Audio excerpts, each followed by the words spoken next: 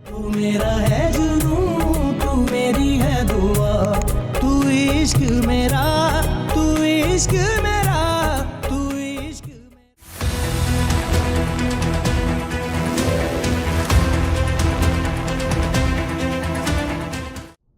न जाने हमारी खुशियों को किसकी नज़र लग गई।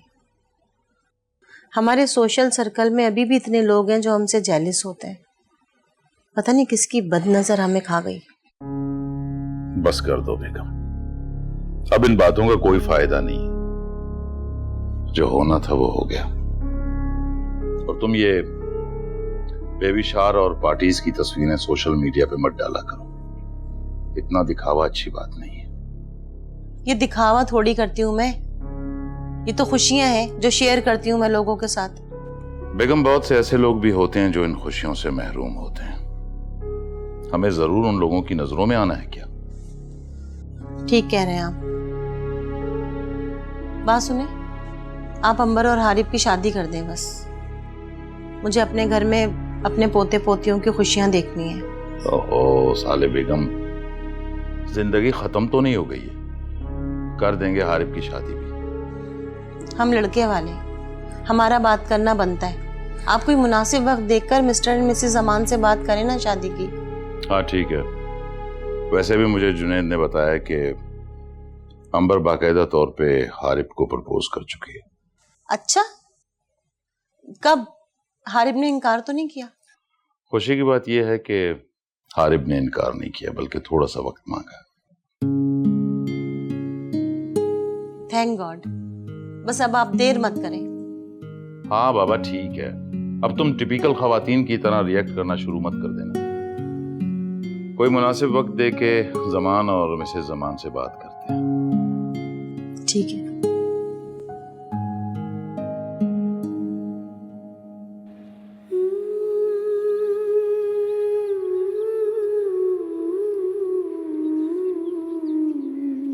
क्या हो रहा है भाभी? कुछ नहीं, बस ऐसे ही। जुनैद भाई नजर नहीं आ रहे, किधर हैं? वो साइट विजिट करने गए, देर से आएंगे। Very bad. इतनी प्यारी सी बेगम को छोड़ के खुद काम पे चले गए। तुम बताओ क्या चल रहा है? बस ये आपके लिए एक छोटा सा गिफ्ट लेकर आया था। इसकी क्या जरूरत थी? और ये किस लिए? शायद आप और जुनैद भाई भूल गए हैं कि आज आपकी 4वीं वेडिंग एनिवर्सरी है। मुझे याद है। फिर घर में इतना सन्नाटा क्यों है? बस मैंने ही जुनैद को मना किया था। सेलिब्रेट करने का दिल नहीं है। क्यों भाभी? तुम जानते हो क्यों हारिब? भाभी, माना की औलाद बहुत बड़ी नेमत होती है और औलाद से महरूमी बहुत बड़ा सदमा। मगर मैं सोचता हूँ कि दुनिया में इससे भी बहुत बड़े सदमे होते हैं। किसी अपने प्यारे का बिछड़ जाना, किसी का धोखा देना, किसी के प्यार का छिन जाना। लेकिन मेरा मानना ये है कि लाइफ मूव्स ऑन। हारिब, बेशक तुम्हारी बात ठीक है, लाइफ मूव्स ऑन, मगर ऐसे सदमों को बर्दाश्त और कबूल करने में थोड़ा वक्त लगता है। और अगर सदमा ऐसा हो जिससे बाहर निकलना इंसान के बस में हो, तो फिर मेरे ख्याल में एक कोशिश जरूर करनी चाहिए। आपने बिल्कुल ठीक कहा भाभी, ऐसा ही है। तो फिर जिस परेशानी से तुम गुजर रहे हो उसका हल क्यों नहीं निकालते? कौन सी परेशानी? तुम अच्छी तरह जानते हो, तुम्हारी और ईमान की अलग। आप फिक्र ना करें भाभी, इस परेशानी का हल भी मैंने निकाल लिया। वो क्या? अंबर से शादी। क्या? हारिब, ये क्या तमाशा है? ईमान का क्या होगा? क्या तुम कहीं उसे तलाक? नहीं भाभी, ना मैंने उसको तलाक दी है, ना मैं उसको तलाक दूंगा, और यही उसकी सजा होगी। मगर मैं मूव ऑन करके अपनी जिंदगी फिर से जीना चाहता हूँ, और मेरे ख्याल से अंबर ही मेरे लिए राइट चॉइस है। कम से कम फेक तो नहीं। भाभी, आप मामा बाबा को ये खुशखबरी सुना दीजिएगा कि अंबर ने मुझे प्रपोज किया, और अब मैं भी उससे शादी के लिए तैयार हूँ, एनी टाइम।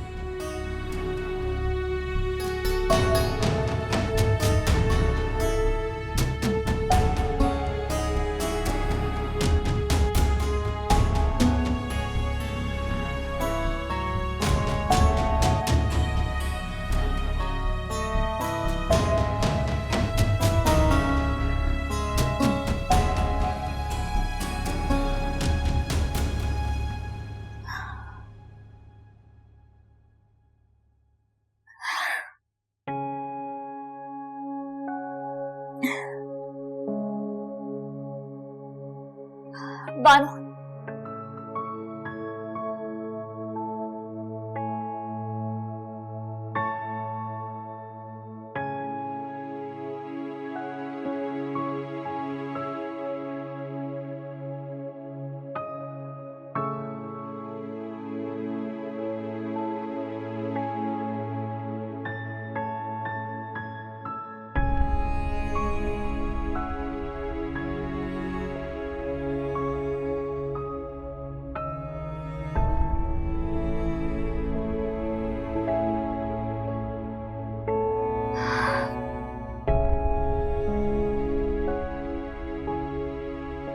बानो आंटी,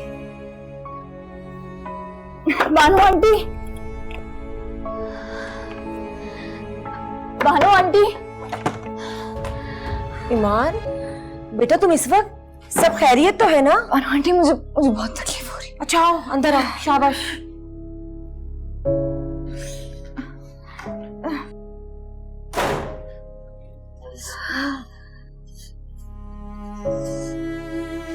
आराम से।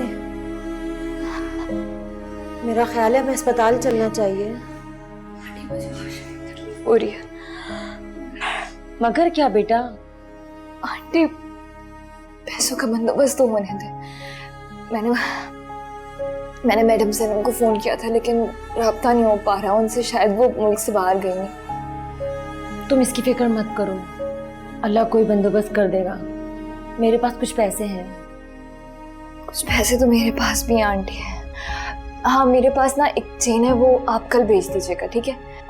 वो जो तुम्हें हारिब ने दी थी बेटा, वो तो तुम्हारे शौहर की निशानी है। शौहर? आंटी, जब शौहर ही नहीं रहा तो उसकी निशानी कैसी है? आप प्लीज उसे कल भेज दीजिएगा। मैं उसे पहनती हूँ ना, मुझे वो गले में फंदे की तरह महसूस होती है। उसे कल भेज दीजिएगा प्लीज। अच्छा तुम अपना ख्याल करो, मैं एम्बुलेंस का बंदोबस्त करती हूँ।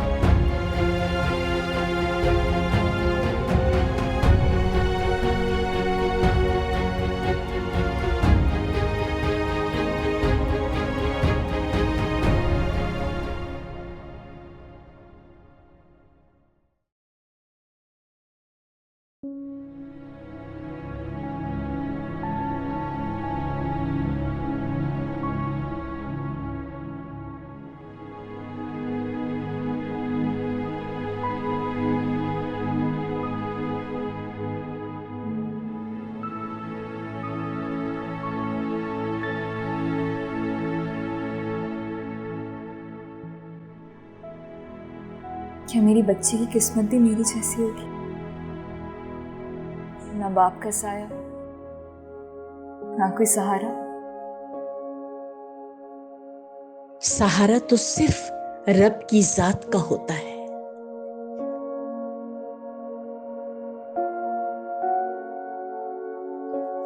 माशाअल्लाह माशाअल्लाह, कितनी प्यारी बेटी अता की है तुम्हें अल्लाह ने। बिल्कुल तुम पर गई है। चलो हमारे घर भी रौनक आई। नाम क्या सोचा तुमने इसका?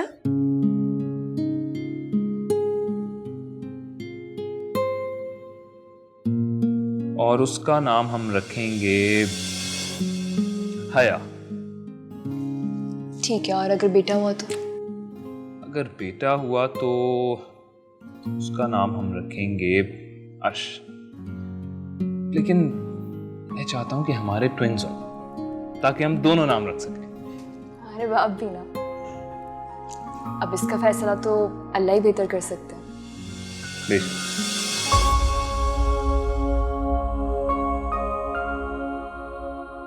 तो फिर क्या नाम रखे सन्नी परी का? हया। बहुत ही प्यारा नाम है बेटा।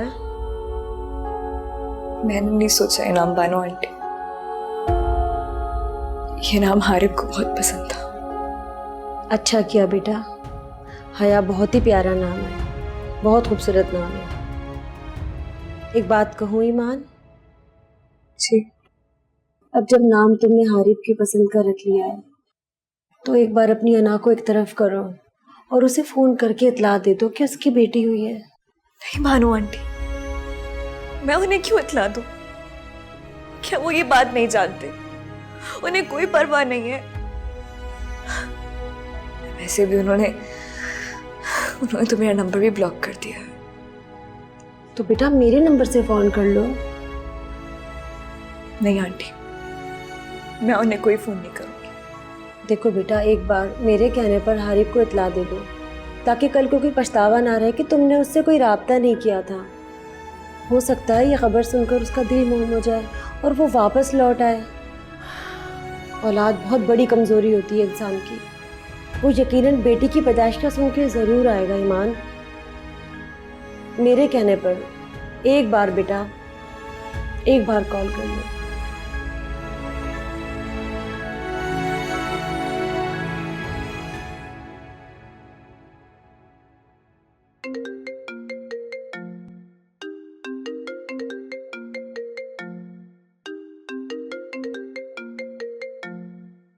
Excuse me.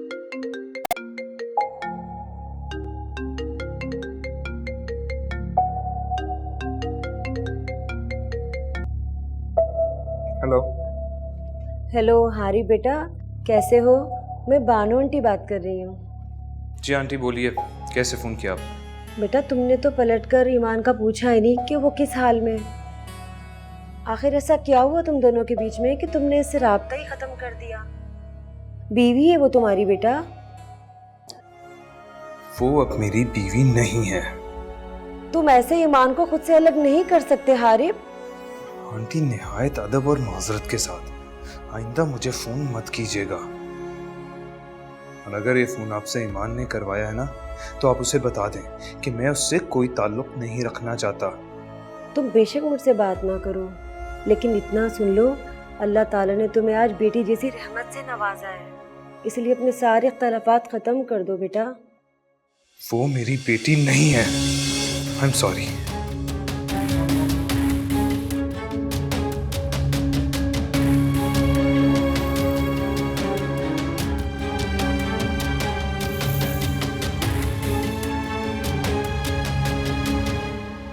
बस हो गई तसल्ली आपको?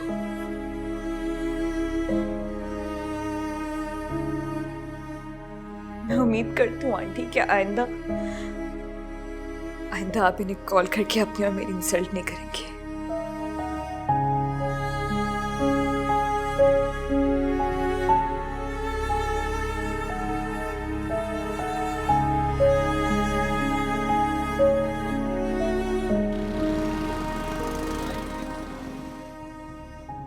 एक बात पूछूं हारिब, थोड़ी सी पर्सनल है।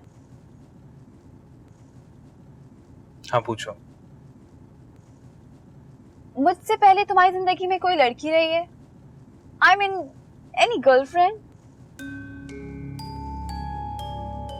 देखो अंबर, तुम जानती हो मेरी पर्सनालिटी किस किस्म की है।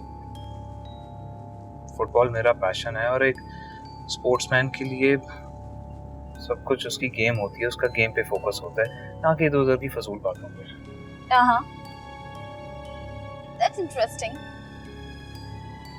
वैसे तुम हो तो एक मर्द ही, हैंडसम भी हो। तुम जो कह रहे हो उस पे यकीन करना मुश्किल है, लेकिन अगर तुम कह रहे हो तो मैं मान लेती हूँ। ऐसे तो फिर ऐसे ही सही। तुम इस तरह की बातें क्यों सोचती हो? यकीन करो कि ऐसा कुछ नहीं। Trust me. I trust you. और देखो, अगर तुम्हारी जिंदगी में मुझसे पहले कोई लड़की थी भी तो आई डोंट माइंड। वो तुम्हारा पास्ट था, और हर किसी के पास्ट की कोई ना कोई कहानी तो जरूर होती है। लेकिन बस अब मेरे अलावा तुम्हारी जिंदगी में और कोई नहीं आएगा।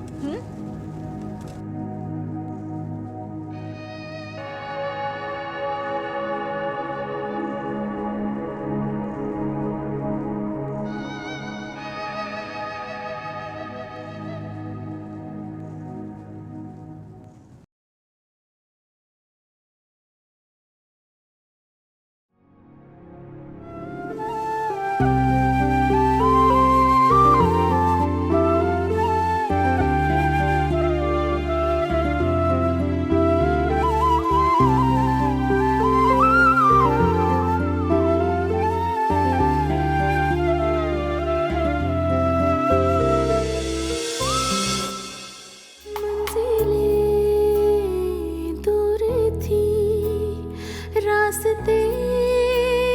थे खफा था हर एक मोड़ पे एक नया इम्तिहान ना कोई हम सफर ना कोई हम नशी हम पे हो। हालात जैसे भी हों, मुस्कुराना और शुक्र अदा करना सीखो। हम जो भी सोचेंगे वैसे ही वाक़यात और हालात हमें खुद की तरफ खींचेंगे। माफ कर दे खता मेरे मुश्किल कुशा, तेरे दर से न खाली कोई भी गया। तू करम ही करम, अता ही अता, दूर कर दे अंधेरे सवेरा तू दिखा।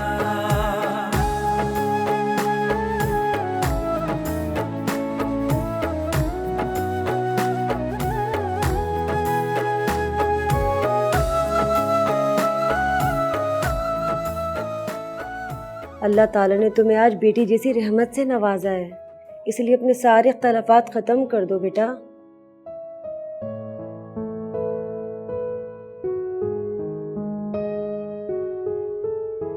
क्यों इतनी बेचैनी हो रही है मुझे? मुझे इन सब बातों से अब कोई फर्क नहीं पड़ना चाहिए। वो मेरी बच्ची नहीं है।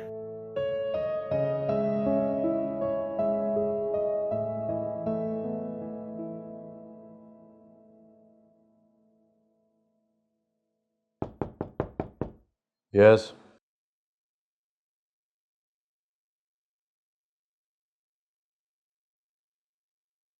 हाँ, वो एनी का कॉन्ट्रैक्ट रिन्यू करना है।